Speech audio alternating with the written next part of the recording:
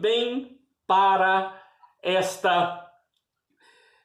este slide. Vejam aqui, do seu lado esquerdo, introdução, desenvolvimento, conclusão. Introdução, desenvolvimento, conclusão. Alguma novidade para você? Não! Que jeito que você aprendeu a fazer redação lá na escola? Lembra? A professora falava? Tem que ter começo, meio e fim. Lembra quando a gente fazia composição? Eu sou da época que a professora falava assim, ó, nós vamos fazer uma composição. Ó, vou contar uma fofoca. Uma fofoca para vocês. Você já deu rata na escola? Sabe aquela rata que você fica com vergonha? Gente, eu estava na 6ª série.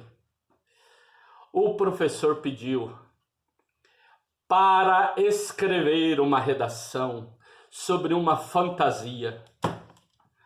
Você acredita que o caboclo aqui não sabia direito que fantasia era essa ideia de criar algumas possibilidades, alguns sonhos?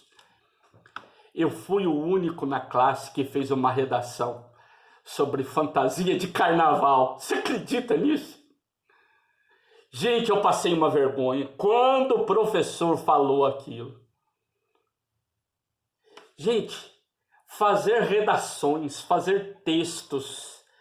Aqui temos muitos pastores e pastoras já, temos professores de escola dominical, temos aqui professores universitários, e um que me elogiou, eu agradeço, eu não guardei o nome dele, mas muito obrigado pelo seu carinho.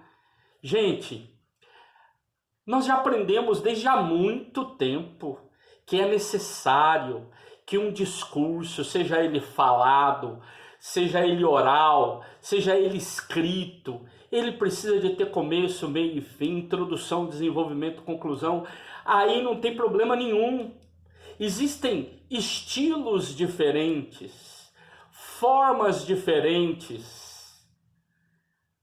Vamos dizer assim, existem estruturas literárias diferentes. Aqui nós estamos diante de uma sermão, dentro das várias estruturas do discurso homilético, o discurso do sermão, da prédica, dentro de uma perspectiva, vamos dizer assim, mais tradicional. Você encontra essas partes aqui. E eu gostaria de trabalhar com elas. Por isso eu quis pregar. Eu quis que vocês olhassem a estrutura de um sermão, de anotações de um sermão, de quem segue esses princípios, para que então entender do que se trata. E nós vamos trabalhar então, dentro da introdução de um sermão, nós temos algumas partes, e aqui eu faço esses destaques para, de forma pedagógica, você compreender. Mas alto lá. Ah, professor, mas esse negócio aí vai tirar o espírito. Ah, eu não gosto de escrever, eu não gosto disso, isso vai complicar. Eu diria para você, eu acho que não, ou melhor, tenho certeza que não. O que fica no começo é um pouquinho desajeitado para a gente fazer isso. Por quê? Porque nós não estamos acostumados. Lembra quando você foi aprender a dirigir? Foi difícil. Aperta a embreagem, mexe no câmbio, solta a embreagem, aperta o acelerador, pisa no freio.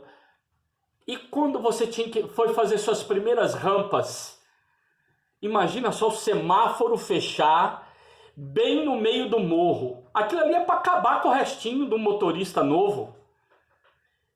Ele tem que parar o carro ali no meio e depois tem que sair com o carro sem deixar o carro ir para trás. E aí a gente fica pensando, peraí, eu engato primeiro, eu puxo freio de mão, eu solto freio de mão, como é que eu faço aqui? Depois que você introjetou isso, fica tão normal, tão comum, que sabe o que acontece? Você dirige, ouvindo música, olhando as paisagens, às vezes conversando com alguém do seu lado, e aquilo se torna tão natural É como também aprender um instrumento. Lembram lá, quando você toca um instrumento, os primeiros momentos não são fáceis, não. Eu lembro quando eu fui aprender violão, quando eu era adolescente, né? Ah, gente, a ponta do dedo calejava, machucava. Quando mandava fazer exercícios, aquilo lá cansava. Quer dizer, quando você está aprendendo técnicas, aprendendo isso, isso é meio cansativo. Depois que você introjetou, se torna mais fácil. Aquilo se torna uma extensão de você. Então, como dirigir um carro, como tocar um instrumento, se torna também o preparar um sermão dentro dessas perspectivas.